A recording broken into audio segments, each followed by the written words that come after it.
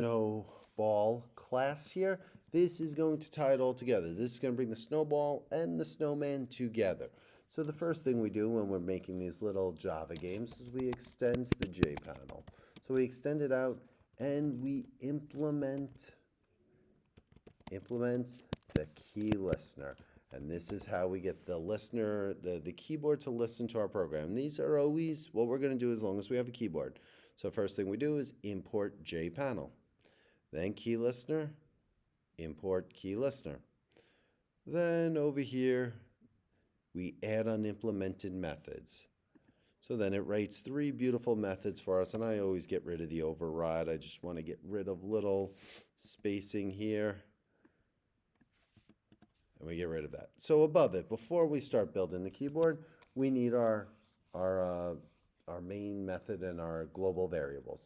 So static snowman, so that means go to the class snowman, instantiate the object snowman, making it out of and going to the constructor. So that just went to the constructor and built all those variables for the snowman.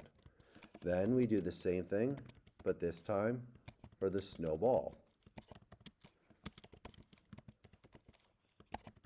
So now we have all those, the snowball is just built, the snowman is built, not put on the screen yet, but it is built. Now there are 3 other variables I want to talk about. There's going to be a score every time the snowman catches a snowball.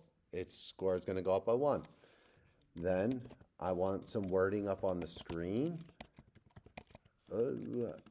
Private Boolean. Score Boolean. This is how I'm going to be able to put this score up on the screen, and I'll explain this one later. And then the actual words, private string start equals to start the game, press Y. And it's lowercase y, and I'm trying to emphasize it there by making all the other letters capital. Now, per normal, we need a main method here. Public static void string. Oh, I forgot the word. I forgot the letter I. String args. And what we do here is we say, okay, there's a frame. Frame equals new JFrame. And the title of the Snowman Game. Okay, whatever you want to title in there, put in the quotation marks. Then we say, okay, we have Snowball Game, the name of the class we're in. We're making an object called game, and it's doing Snowball Game. And it's going to the constructor. Although there is no constructor for this, it's a default constructor. It's empty. So we import JFrame here. This allows it to come up with some of the typing here. So frame, what do I want to do? I want to set the size of it. And per normal, my 800 by 600. Then frame dot add the game into this frame, so the panel goes inside of it, everything we're about to build. And then frame dot set visible, make it true so that we could see it on the screen. And then frame dot set default close operation, JFrame.exit on close. Once we do that, last piece, very important piece, add the key listener to the game. I apologize there for a second. Okay, and then while true, let's have this looping. Everything we paint, let's paint on the screen. So frame.repaint, thread.sleep. Remember, we put our thread to sleep for a little bit so that it's not moving too fast. And then when we do that, we import over it, and it says add throws declaration. Interrupted exception. Now run it real quick. Just make sure it's on the screen. Hopefully there are no error messages. There should not be. And there is our basic frame that you say. Again, I apologize there. Okay, I'm going to close this down, and JFrame exits there. Okay, so next what we do is we have the paint method. So this is where the fun of that other object comes in. Public void paint graphics G. So first thing, I'm going to make the background black. So it's going to be a nice winter night here. So we're going to make it black, and I'm going to fill the entire screen rectangle with, it's going to be 0, 0, so the top left corner, 800 by 600. And then if you'd like to run it, I would suggest you run it now, and you would have this nice, beautiful black, green, black background. Sorry, I had to slow down there. Set color. Now I'm going to make the ground the color of the earth, green. Color I'm going to make it, and this is going to be the ground that the snowman is going to go left and right on. So, oops, it took over for me. Fill rectangle. It's not all of these. Okay, so it's only going to have 4 of them. Where do I want it to be? I want it to start at 0, 500. That means start on the left, but go down 500 pixels. How far over do I want to go? 100 pixels. How far down? 100 pixels. So I do want to just double check, and here's my beautiful starry night.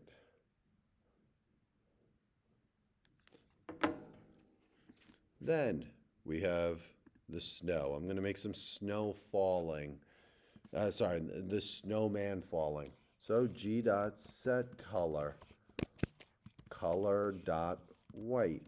So a nice, beautiful white classic snowman of the beautiful snow that has not fallen yet around here. So what you do is you say snowman dot get X position. Okay, so the X position of the snowman we had set in the other class.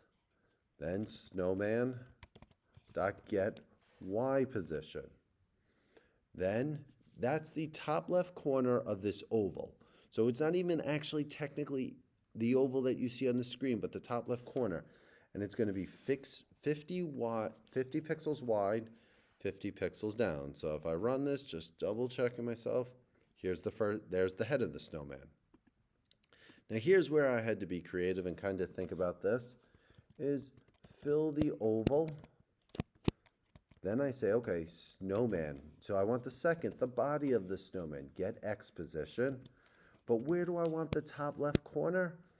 I want it to be 25 pixels to the left of wherever it drew the first one. So wherever the top circle is drawn, 25 pixels to the left of that. How far down do I want the next oval to start? Snowman dot get Y position plus 45 pixels. So down 45 pixels. And then draw it 100 pixels wide and 100 pixels down. And let's take a look, make sure I have, okay, my classic looking snowman there. You could alter these to be exactly how you want it to be. And then G dot fill oval for the bottom ball of the snowman. Snowman dot get X position. But this time I want to do minus 50, so 25 more pixels past the body. Then how much further down do I want the bottom one to go? Get Y position plus 140. So the 45 I went down from the first one, plus 100, and then so that it overlapped a little, I think I went with 140, so that I had a little extra, so that it overlapped, and then go 150 by 150. And if we take a look, here's our snowman. There's the one I came up with. You could alter it to make it look how you want it to look. Then, let's put some font on the screen. Let's make a new font. G dot set font, parentheses. Okay, now inside those parentheses, we say new font, because we're going to make a new font with a new set of parentheses. Let's import font. Now within those inner parentheses, you want to say, I went with Gabriola font,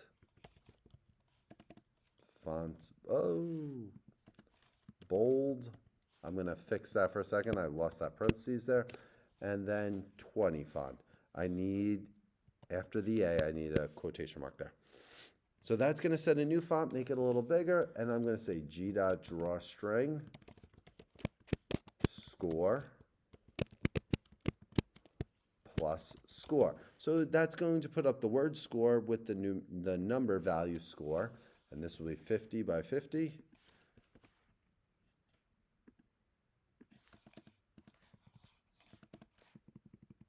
Then I'm going to say another one, g.string, and this is going to give the instructions to press Y to begin. So you say start, comma, 50, 100. Then I'm going to put a for loop here, for int k equals 0, k less than 50, k plus plus. So this is going to be an array, not an array, sorry, a for loop going from 0 to 49. And I'm going to do fill oval.